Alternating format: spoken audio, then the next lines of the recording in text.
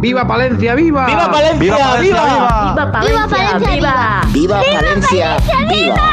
Buenas noches, buenas tardes, buenos días, ¿qué tal estamos? Palencia, Guardo, Velilla, Fuentes de Nava. Saludos, palentinos y palentinas. Bienvenidos a un Viva Palencia, viva más. El número 82. Y número 82, que por cierto está muy chulo. Buenas noches, Naide Nóbrega. Buenas noches, Juan Pausín. ¿Bien? Muy bien. Muy bien, vamos allá. Como siempre. Como siempre, pero como siempre ahora hay que especificarlo. Como siempre confinado, como siempre sin confinar, como siempre pudiendo salir sin poder salir, como siempre mascarados, desenmascarados. El como siempre ahora es complicado, ¿eh? Claro. Y la cosa es que no podemos salir después de las 10, pero ya podemos salir de Palencia. Exactamente. Seguimos para subir a la improvisando. montaña palentina, ir hasta Guardo a ver nuestros paisanos de esta radio Guardo, a ver cómo están. Poder visitar las Fontes Tamáricas en Velilla, poder visitar incluso la casa del Ratoncito Pérez. Oye, ¿qué estoy contando? O poder incluso ir a la Laguna de la Nava a ver el humedal, a ver los pájaros que están llegando, toda esa avifauna que se dice técnicamente que está llegando de toda Europa para anidar una vez más en este santuario que tenemos natural en Palencia, este tesoro que durante muchos años estuvo tan castigado. Pero bueno, es verdad, estamos adelantando contenido. Estamos adelantando, porque precisamente sobre el Ratoncito Pérez, este ratón tan nuestro, y sobre la Laguna de la Nava, hablaremos en este programa muy especial. Aprovechando que se puede volver a circular por toda la provincia, por lo menos hasta que nos digan lo contrario, pues os vamos a proponer hoy dos rutas, dos lugares en dos puntos distintos de la provincia que os van a encantar. Bueno, uno de ellos os va a encantar cuando empiece a funcionar, porque va a empezar a funcionar realmente ahora, en un par de semanas, en el Puente de la Constitución, pero el otro lo tenemos aquí todo el año. Y precisamente ahora es el momento, empieza a ser el momento más apropiado, más bonito, más interesante para ir a conocerlo, aunque lo tengamos ahí a disposición todo el año. Muy bien. Pues eso es, tenemos este programa con estas dos entrevistas muy interesantes, con estas dos propuestas que os dejamos a partir de ahora. Empieza aquí un nuevo Viva Palencia Viva. Sed Bienvenidos. todos muy bienvenidos. ¡Viva Palencia, viva! Hola, ¿qué tal? Soy Jesús García Prieto y todos los lunes te espero en Top 40 para repasar la lista más importante de la semana en ACUP Radio. Subidas, bajadas, entradas y, por supuesto, nuestras 6 canciones candidatas a la lista. Ya lo sabes, todos los lunes desde las 6 y hasta las 9:05 de la noche, hora menos en Canarias, Top 40. Estamos en Facebook, facebook.com/ACUP Radio. En estos tiempos en los que no sabemos si podemos entrar, si podemos salir, si podemos pasear o no, lo que nos dejan hacer, lo que hoy es un protocolo de seguridad o al día siguiente es una cuestión de riesgo sociosanitario, os vamos a hacer una recomendación muy válida para conocer precisamente en estos días que van a llegar, para conocer más Palencia.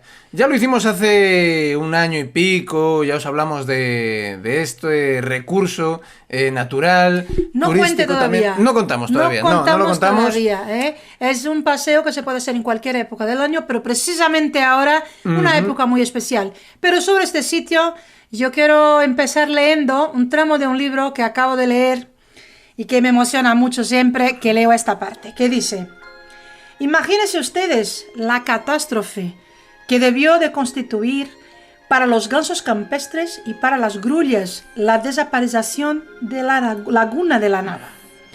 En ella hacían etapa o invernaban algunas decenas de miles de estas formidables aves. Venía haciéndole así seguramente desde hacía millones de años. Estaba grabada en sus genes la ubicación castellana de la Laguna de la Nava, donde el clima seco y soleado del invierno, donde la abundancia de comida permitía a estos animales establecerse y pasar el invierno. ¡Qué hecatombe!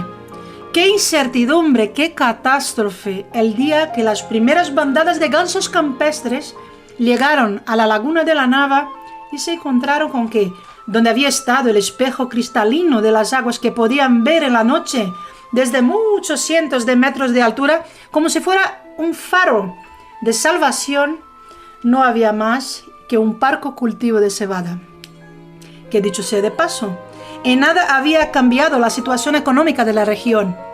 ¡Qué sorpresa y qué catástrofe! No solo para los gansos, sino para algunos naturalistas, que ya por aquel entonces se elevaban las manos a la cabeza. Bueno será que empecemos por no desecar una zona húmeda más, por incluir todos nuestros lagos y lagunas de importancia ecológica y ornitológica dentro de un catálogo que no permita ni ninguna manera su desecación, que tengan el carácter de santuarios o de parques nacionales, que los conservemos para el puro estudio y la contemplación de los amantes de la naturaleza y en algunos casos, ¿por qué no?, para el ejercicio legal de la caza y también, como no, para el asentamiento de futuras colonias turísticas de la naturaleza que podrán encontrar en la península ibérica ecosistemas que ya no se encuentran en muchas naciones de Europa. Félix Rodríguez de la Fuente hace décadas. Hace 40 años o más. 40 años o más. Hablando de esa laguna de la Nava, que en aquella época era realmente una catástrofe natural y que en cambio hoy, 40 años después, 40 y tantos años después, gracias al trabajo de algunos... De otros Félix, ¿no? De gente que es nuestro Félix actual, ¿no? Y qué lujo es poder tener aquí una de estas personas, nuestro Félix palentino, Fernando Jubete. Bienvenido a Viva Palencia, viva. Hola, buenos días, ¿qué tal? Bueno, es que Félix Rodríguez de la Fuente fue un visionario desde hace muchos años. Fue una persona muy adelantada a su tiempo y, lógicamente, él leyó e interpretó el problema de la desecación de la laguna de la Nava como no podía ser de otra manera, como una auténtica catástrofe, no solamente medioambiental, sino, fijaros que él ya lo decía, fue un visionario porque él ya anunciaba que desde el punto de vista socioeconómico tampoco había cambiado nada. Es decir, si al fin y al cabo esto hubiese supuesto una inflexión económica en la zona y gracias a la desecación de la laguna, pues ahora mismo la comarca de Tierra de Campos pues tuviese unos parámetros económicos fuera de esta crisis de despoblación y de recursos económicos que tenemos, pero no, estamos igual, o me atrevo a decir, mucho peor que hace 50 años. ¿A que sí? Bueno, vamos a hacer las presentaciones. Después de esta introducción, Fernando Jubete es naturalista, es biólogo, es ornitólogo y uno de los promotores, uno de los padres, uno de los autores de que esa laguna de la Nava, en cierto modo, vuelva a ser el santuario que pedía Félix Rodríguez de la Fuente hace 4 décadas. Hablamos con él desde Fuentes de Nava, es decir, ahí al ladito, lo tienes a la vista prácticamente. Y bueno, pues queríamos que nos contaras, precisamente en esta época, que empieza a ser la más interesante para visitar por la llegada de todas aquellas bandadas que en su día, como decía Félix Rodríguez de la Fuente, se encontraron con que de un día para otro unos ocupas les habían quitado su casa de invierno y la habían convertido en otra cosa. Qué similitud con los tiempos actuales, ¿no? Que vivimos los seres humanos. Es como imagina, volar tantos kilómetros y cuando llegar y mirar y dónde está este espejo, ¿no? Es como nosotros, si salimos de viaje y cuando volvemos está nuestra casa llena de ocupas que no podemos entrar. Esta casa no es nuestra. Hay que volver, ¿para dónde? ¿No? O sea, eso es muy triste, o sea que gracias a Dios, el poco que tenemos de aquel tanto de la laguna de la Nava, gracias a vosotros que tenemos esto todavía preservado, a uno que sea poquito, ¿no?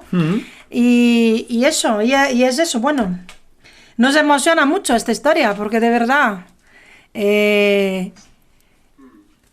Pues imaginaros qué es lo que realmente pasó, lo que describe Félix Rodríguez de la Fuente, es decir, los ansares comunes, que son aves muy fieles en su pareja, suelen ser aves monógamas que suelen permanecer unidas todos los años, o las grullas que antaño venían también aquí a la laguna de la Nava.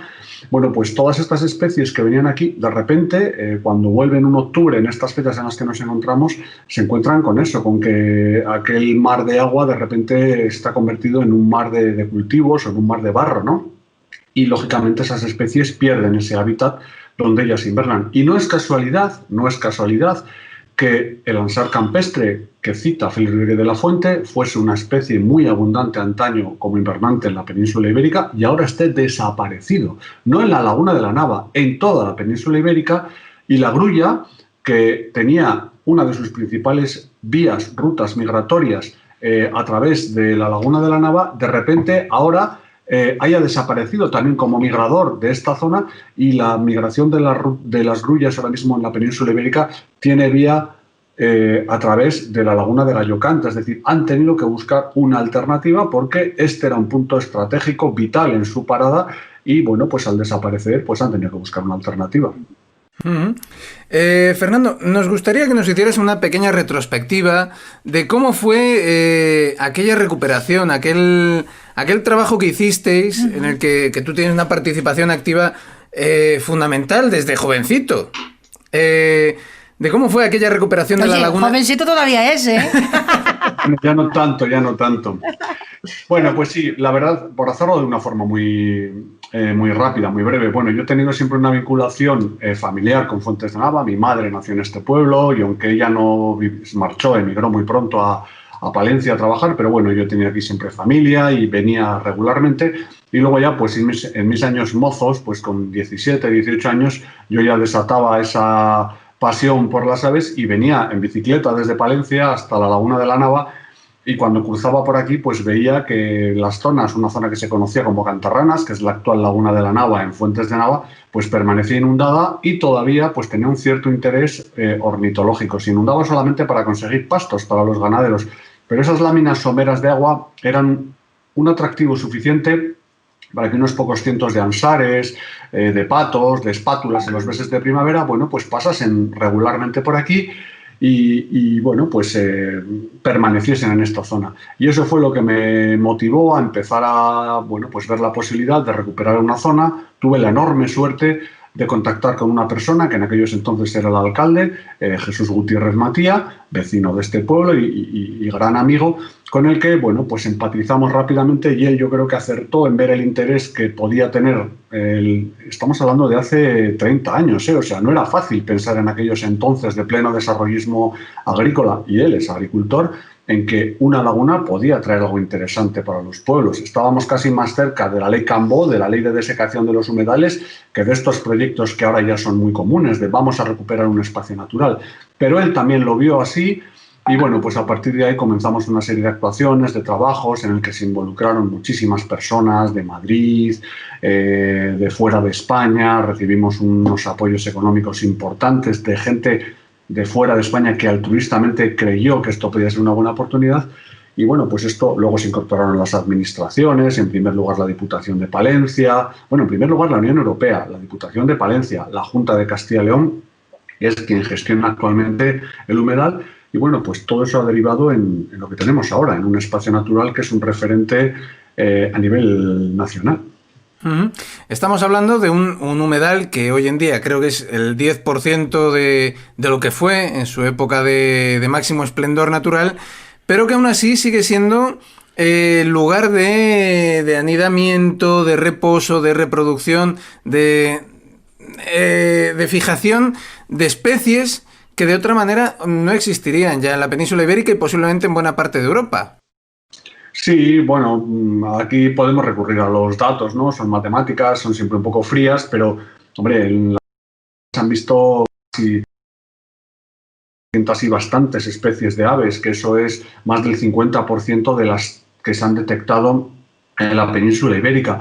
Y por supuesto que si no estuviese aquí esta masa de agua, pues aquí no habría, en esta zona, no habría ni 80 o 90 especies. Es decir, hay una diversidad enorme. Y luego, sobre todo, no es el tema del número de especies, sino la importancia que estas juegan, ¿no? Aquí podemos encontrar desde especies muy numerosas que no cuentan con un estado de amenaza alguno, como puede ser el caso de los ansares o de los patos, a otras que realmente están en la máxima categoría de amenaza a nivel nacional y a nivel comunitario de la Unión Europea, ¿no? Pues especies como el fumarel común, especies como el ave toro, como las grullas, algunas especies de rapaces, como el aguilucho lagunero.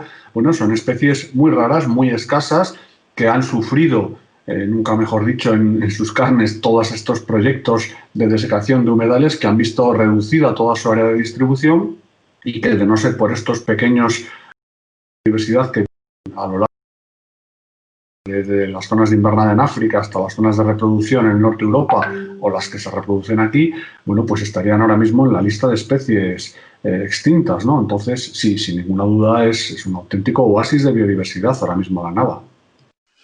Y ahora que se busca atractivos al aire libre, atractivos naturales, nunca es mejor dicho que es la mejor época de visitación de esta laguna de la Nava, ¿no? Es ahora mismo, cuando empieza el invierno, el tiempo más frío. Bueno, todos los meses, desde luego, tienen un atractivo, ¿no? Pero sin ninguna duda los invernales son el momento álgido, ¿no? ¿Por qué? Bueno, pues porque tenemos las aves invernantes, ¿no? Tenemos la llegada en estos días, están llegando. Ayer mismo he dado yo un paseo por la laguna con mi hijo y hemos podido ver las primeras grullas, los primeros bandos de grullas ya invernantes. Hace unos días ya hemos visto bandos de ansares comunes, están llegando ya muchas especies de anátidas, también de patos de superficie, y es el espectáculo, diríamos, más visual, ¿no? Además es un espectáculo, fijaros, yo siempre lo digo, es un espectáculo más de sonido que de vista, porque la gente, cuando va a un espacio natural, lo primero que dice, bueno, es que claro, es que muchas veces los patos están muy lejos y es que claro, si no tienes un telescopio, unos buenos prismáticos, ver los patos o ver una espátula que está allí, que si no llevas un prismático es un punto blanco, no ves nada. Es cierto, eso pues vienes en primavera, cuando está la migración, y si no tienes una óptica adecuada, pues la visita puede ser un poco, se queda a medias. Pero ahora mismo, si vas en el momento adecuado, que es al atardecer o a la hay ese turno dentro de la laguna en el que las especies que han estado durmiendo, por ejemplo los ansares y las grullas, abandonan la laguna para irse a comer a los cultivos o viceversa, por la tarde cuando regresan, ¿no? Entonces, ese momento, en colocarse en alguno de los observatorios de la Laguna de la Nava, para mí es un momento mágico, ¿no? O sea, que pasen por encima de tu cabeza 300 grullas o 3.000 ansares comunes durante varios minutos y oír ese sonido, o sea, es un auténtico espectáculo. Mucho más bonito para mí, mucho más impresionante que ver una ave tan majestuosa como una grulla, que también lo es, ¿no? Pero desde luego para mí es un espectáculo de oír, sobre todo.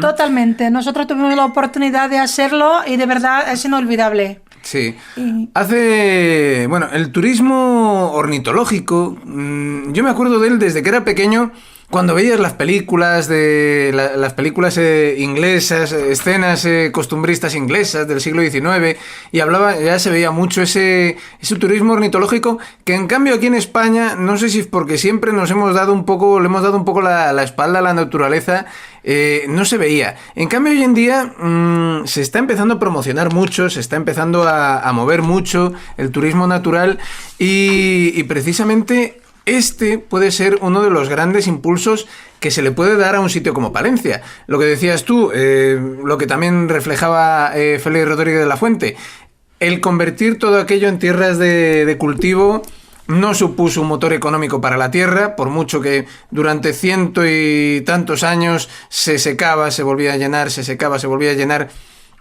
Hoy en día, en cambio, yo creo que por fin se están dando cuenta de que puede ser, sí, ese tesoro no solo natural, sino ese tesoro económico que pueda darle un poco de vida a una tierra como es la castellana y en este caso concreto la terracampina en general. Bueno, pues sí, eso es así, y además no lo voy a decir porque yo así lo piense, sino que aquí lo que tenemos que hacer es recurrir a datos que desgraciadamente no se quieren recoger adecuadamente. Y ahora me explico. Hay algunos datos aportados por el Ministerio de que esos 70 millones de turistas que en años normales, lógicamente no este último, vienen a España, más de un 20% vienen a hacer turismo de naturaleza. Solamente, no un 20%, 20% hacer turismo de naturaleza. Solamente los parques nacionales reciben la visita de 10 millones de visitantes todos los años, y son 17 o 15 parques nacionales, no recuerdo ahora mismo, ¿vale? El ejemplo lo hemos tenido este año. Este año hemos tenido el auténtico boom de la montaña palentina, absolutamente desbordada, incapaz de acoger, lo era ya en años normales, pero ahora muchísimo más, incapaz de acoger la demanda turística que ha sufrido este año. ¿Por qué? Porque no tiene las infraestructuras que sí tienen, por ejemplo, localidades próximas, como puede ser Potes o como puede ser la zona de Cabrales, ¿no? Que son los auténticos motores, los auténticos impulsores de la economía locales. Lo que pasa que esto, que es una realidad palmaria, ahí está. El que no lo quiera ver es porque está mirando hacia otro lado. No se quiere contabilizar. Al final recurrimos siempre a mántaras, a tópicos que están trasnochados. Es decir, la caza genera muchísimos recursos y no sé cuántos millones de euros de turismo. Hombre, pues sí, nadie va a quitar la importancia que genera la caza, por supuesto, pero eso, en un parque como Fuentes Carrionas, por ejemplo, como la montaña palentina, comparado con el turismo de naturaleza, no le llega ni a la suela de los zapatos. Voy a dar un dato. Un solo empresario de la provincia de Palencia, de una empresa de turismo, genera todos los años que los 600 visitantes extranjeros que él mueve genera 1,2 millones de euros. Una sola persona. ¿Por qué no hacemos esa cuenta con todas las personas y con todos los establecimientos que hay vinculados con la naturaleza? Porque realmente no se cree todavía en el turismo como un generador de economía local y se sigue apostando hacia otras cosas, pero tenemos que cambiar esos objetivos porque desde luego la oportunidad ahí está y si no lo hacemos pronto, pues al final habrá otros destinos turísticos que nos adelantarán por la derecha y por la izquierda y luego cuando queramos remontar, pues no iremos colocados en cabeza. En el caso de los humedales palentinos, ¿cómo este año tan particular que estamos viviendo, cómo se ha dejado sentir no solo en cuanto a visitas, que me imagino que puede haber habido más, ahora que se ha hablado tanto de que la gente buscaba más ese turismo de interior, a sitios donde no tuviera que tener tantos protocolos, sino también en el caso de la naturaleza? ¿Cómo se ha notado estos meses de pandemia, de encierro en los humedales de Palencia? Bueno, ha habido dos fases, ¿no? Lógicamente, a principios de año, pues desde marzo hasta junio, pues el movimiento de turistas ha sido prácticamente nulo, muy reducido, porque había una movilidad, unas limitaciones de movilidad absolutos en todo el Estado español, perdón. Pero durante los meses de verano y hasta ahora sí que es cierto que hemos notado en los pueblos que hemos recibido, ha sido la avalancha de visitantes, ¿no? De gente que o bien vivía en los pueblos o tenía parentesco en los pueblos y han decidido venir aquí, no solamente a pasar el verano, sino tenemos ahora pues bastantes casas abiertas de gente que vive pues en País Vasco o en Madrid y que están aquí teletrabajando, pese al internet que tenemos, que no sé cómo somos capaces de hacerlo, pero bueno, tenemos gente que está llegando además y yo quiero suponer que a partir de ahora pues esto va a ser así. Si no volvemos a entrar en un confinamiento severo, desde luego va a haber muchísima gente que va a volver a venir que va a recurrir a este tipo de turismo. Ojalá, pero a lo mejor, perdona que te interrumpa, Fernando, quizá tú estabas preguntando también de los animales, ¿no? También. ¿Cómo se ha visto sin la presencia humana, sin nuestros ruidos, sin los coches, sin aviones? ¿Cómo se ha notado ahí en la laguna de la Nava? ¿Cómo lo pasaban genial los animales? Bueno, pues, perdón, porque creo que he interpretado mal la pregunta, pero sí es... Eran las dos vertientes. Eran las dos vertientes, sí. Vale, pues en el caso de la fauna también se ha notado, desde luego en la laguna de la Nava, y no solamente en la laguna de la Nava, o sea, este año hemos podido comprobar como muchas especies, vamos a decir, de comportamiento tímido, más esquivo, y sin embargo este año, cuando nos abrieron las puertas en el mes de junio y salimos al campo por fin, pudimos ver cómo había especies que estaban criando a las puertas, en mi caso de Fuentes de Nava, a las puertas de Fuentes de Nava criando las águilas calzadas. Cuando salías al campo tenías todos los caminos con medio metro de hierba, las zonas de pastos inundadas de orquídeas que en condiciones normales las hubiesen pisoteado los coches. Y hemos visto como muchas especies, pues lo que digo, que tienen comportamientos, vamos a decir, esquivos, pues se han mostrado como lo harían en condiciones naturales de no presencia del hombre. Y eso ha tenido, en un primer lugar, una consecuencia positiva, aunque luego para muchas de ellas, bueno, pues cuando de repente hemos vuelto a salir todos al campo, pues han tenido que retornar a sus posiciones de origen. Pero sí, un impacto, desde luego, un impacto positivo, claro, para el medio ambiente. Ay, qué bonito. Oye, me vas a perdonar, pero quiero leer solo un trocito. Es porque estaba mirando, porque yo me acordaba haber leído algo que hablamos del turismo. Mira lo que decía Félix hace décadas y décadas y décadas, ¿eh? Difícilmente puede contemplarse un espectáculo semejante, ni siquiera en la marisma de Guadalquivir. Difícilmente puede contemplarse un amanecer como aquel del interior mar de Castilla, que tuve la dicha de contemplar tantas veces en mi infancia. Un par de hoteles turísticos con unos buenos visores y observatorio de aves, una buena campaña internacional dirigida al turismo de calidad, al turismo zoológico, económicamente habría sido infinitamente más rentable que los parcos pastos, que las magras explotaciones de cereales de de secano que allí se han implantado en estas tierras salobres. Mira, lo que estamos hablando hoy, pues hace más de 4 décadas. Estaba este gran comunicador hablando de estas cosas como nosotros estamos todavía hasta hoy, ¿no? ¡Qué fuerte!